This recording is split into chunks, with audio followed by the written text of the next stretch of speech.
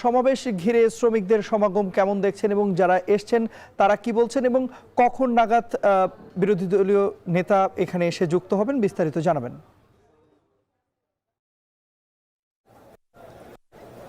বিকাল ৩টা থেকে এই সমাবেশ শুরু হওয়ার কথা রয়েছে, কিন্তু ইতোমধ্যেই যে সমাবেশ স্থল সেটি কানায় কানায় পরিপূর্ণ হয়ে গেছে। আমরা যদি বলি যে জোবার পর থেকেই নেতাকর্মী বিভিন্ন জায়গা থেকে আসতে শুরু করেছে, তবে বাংলাদেশ শ্রমিক কল্যাণ ফেডারেশনের যারা নেতাকর্মী আছে তাদের অনেকের সঙ্গে আমার কথা হয়েছে এবং যারা এখানে আগত শ্রমিক এসেছেন তাদের সঙ্গে আমার কথা হয়েছে।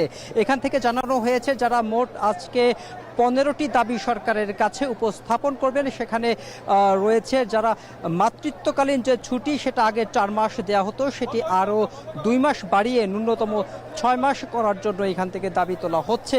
সেই সাথে যে গার্মেন্টস শ্রমিকদের যে ন্যূনতম যে বেতনের যে কাঠামো সেটি অবশ্যই বাড়িয়ে 25,000 টাকা করা হবে বলে এখান থেকে জানানো, এই দাবি তোলা হবে বলে এখান থেকে জানানো হয়েছে।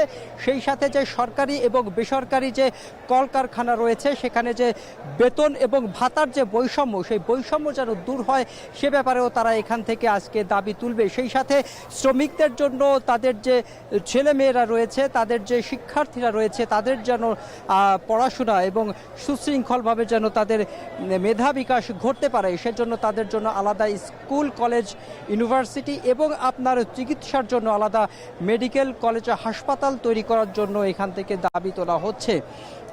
আরও বলা হচ্ছে যে তাদের এই বাংলাদেশের যে চলমান যে বৈষম্য শ্রমিক শ্রেণী এবং মালিক শ্রেণীর সাথে, সেই শ্রমিক মালিক সম্পর্ক যেন আরও দৃঢ় হয় সে ব্যাপারে তারা কাজ করছেন এবং শ্রমিকদেরও সে ব্যাপারে আহ্বান জানানো হচ্ছে তারা যেন মালিকদেরকে তাদের কাজের সহযোগিতা করতে পারে এবং যেন একটা লাভজনক প্রতিষ্ঠান করতে পারে সে ব্যাপারে শ্রমিকদেরও সহযোগিতা চাওয়া হচ্ছে।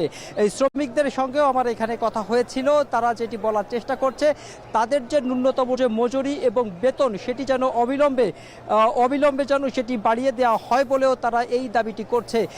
ইতোমধ্যে যে এই যে সমাবেশ স্থল, সেই সমাবেশ স্থল এখন কানায় কানায় পরিপূর্ণ হয়ে গেছে। এই ছিল আমার কাছে বাইতুল মোকাররম দক্ষিণ গেট থেকে সবশেষ। বাংলাদেশ শ্রমিক